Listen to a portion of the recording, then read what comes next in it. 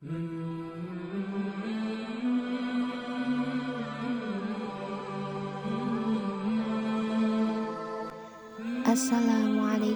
warahmatullahi wabarakatuh.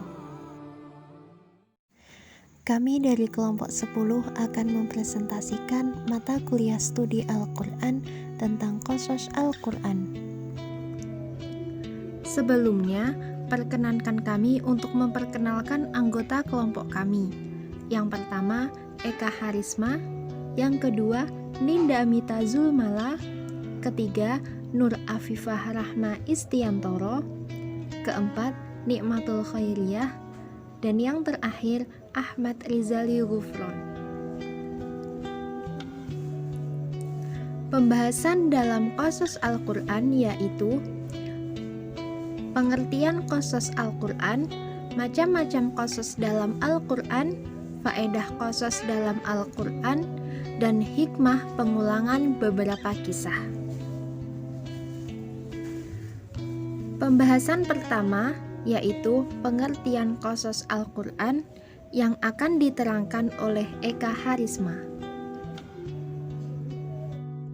Pengertian qasas Al-Quran. Secara etimologi, qasas Al-Quran merupakan kata yang tersusun dari dua kalimat yang berasal dari bahasa Arab, yakni qasas dan Al-Quran.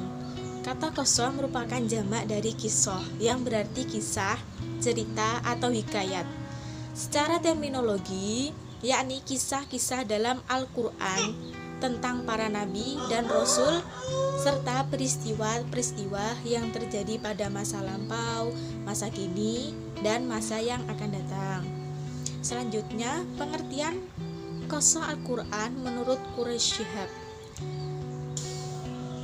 Dalam buku Kaidah Tafsirnya mengatakan bahwa kisah Al-Quran adalah menelusuri peristiwa atau kejadian dengan jalan menyampaikan atau menceritakannya tahap demi tahap sesuai dengan kronologi kejadiannya.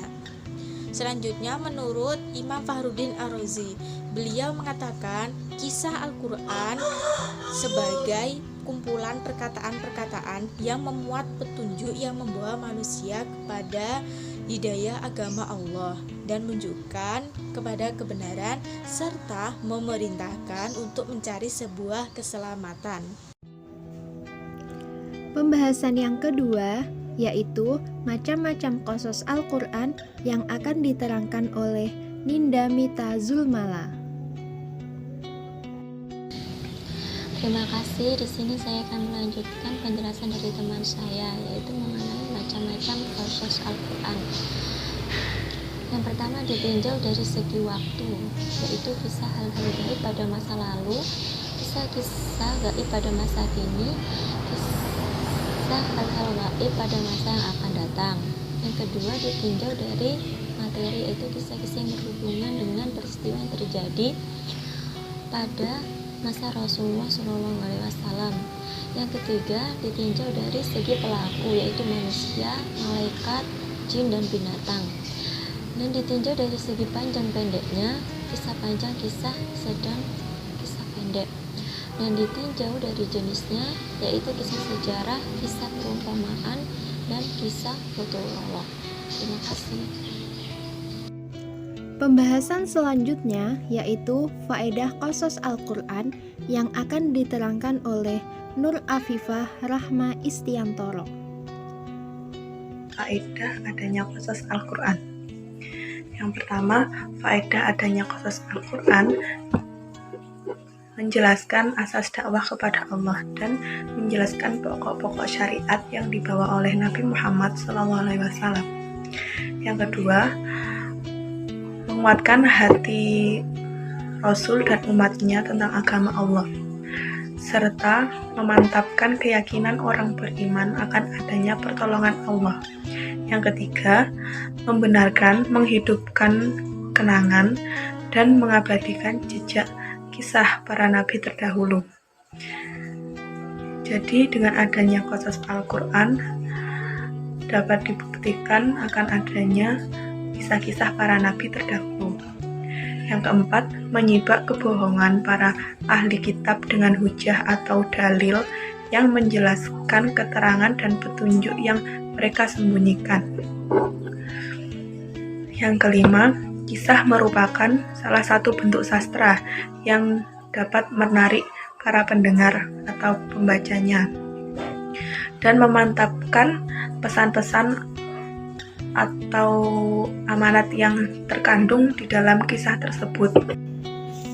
Kemudian, hikmah pengulangan beberapa kisah Al-Quran akan diterangkan oleh saya sendiri, Nikmatul Khairiyah.